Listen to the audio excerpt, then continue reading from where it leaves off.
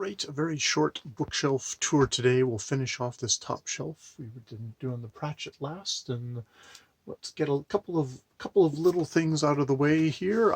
Start off with H-Beam Piper, the Fuzzy Papers, complete in one volume, A Little Fuzzy, and Fuzzy Sapiens, which is about a mining planet where a fellow discovers these little creatures who the company which controls the planet does not want to be known as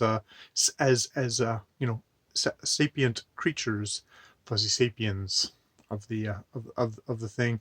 So it actually somewhat reminds me of Robert A. Heinlein in that we have a very kind of a independent narrator, independent main guy. We've got kind of a good kind of taking on the legal system using the smarts to do that. Um, yeah. H.B. Piper is one of these. I guess he wrote a lot of stuff, did not make money off of it, and sadly committed suicide. Um, and it's just one of these kind of sad things of exactly how hard the writing life can be. And perhaps maybe when you just that's it. I'm a writer, and you wasn't able to find other stuff to do to support himself, or you never know what things in there. But I collected that and a variety of other of his works, which at some point might get collected into a stuff. As somebody who's like a Robert A. Heinlein fan, I found it interesting, at least with Fuzzy Sapiens and one of the other. I think it was the Uller Uprising, or no, the Lone Star Planet. I think is the one. It doesn't seem to have as much maybe as an ego as Robert A. Heinlein. Heinlein being incredibly successful and productive, and one of the fathers. I mean, I can't say that he's quite that level, but I really enjoyed his work. Um, Here, let's get T.A. Pratt, which is a pseudonym for what's his? Here, is it actually in the book?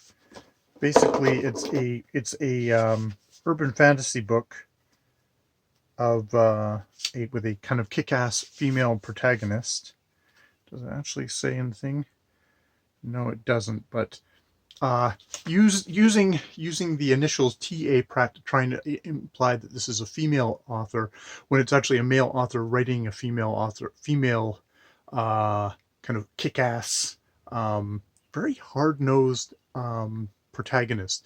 And she's actually maybe so hard-nosed that she's somewhat hard to like or invest in, which is probably why this series didn't really continue. I think I held on to this one because I haven't read it yet. I think I read the other ones and just released them back into the wild. So it was Pratt is a good writer. But is it Terry Pratt? No, it's not Terry Pratt. God, I can't remember. But yeah. It's like it's good, but it's definitely kind of the case of a protagonist that I had a hard time investing in. Not that someone has to be likable for me to be invested in them, but it just didn't pull me along, and I guess I've kept this one long enough that I haven't even read it yet. Next comes a little fellow named J.R.R. Tolkien. Came to Tolkien very early in life, probably as a young, like 12, 11 teenager. Read The Hobbit, Bilbo Baggins, all that stuff. The recent movies, Abomination, the Ralph Bakshi, and kind of those ones actually quite good. And then my very here, I'm going to hold them up gently because these are sort of some of my original copies of the Ring, of the Lord of the Rings. There's the Fellowship of the Rings. It's falling to bits, but these are my original copies. When I reread them, I have other cooler copies that I share with Jaja. But of course, I keep my original, what for me are my original copies of the books. I'm just gently putting them back down. Try not to toss them around. Lovely, pretty books. Pretty books. And the Silmarillion, which actually I completely bounced off this, and of course, in my first reading of going through the series, just like, oh, this is weird stuff at the end, and I just could put it aside. I listened to it's the Token professor Corey Olson when he went through, did a read along of these, and that actually really helped me and helped me appreciate um, what an achievement, what kind of interest, what kind of just good chunkiness, what kind of it's told in an older register. Like, I mean, some people talk about like the return the Lord of the Rings being in a kind of a high fantasy thing. This is told in more like saga form in a lot of its sections.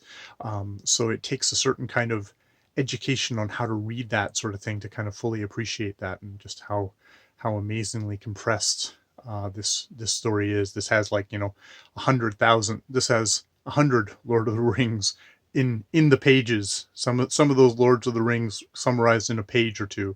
Other ones leaked out a little bit more, spread out a little bit more. So yeah, that finishes that shelf, and then we'll come down to what look like S's and go through all that stuff. More videos later.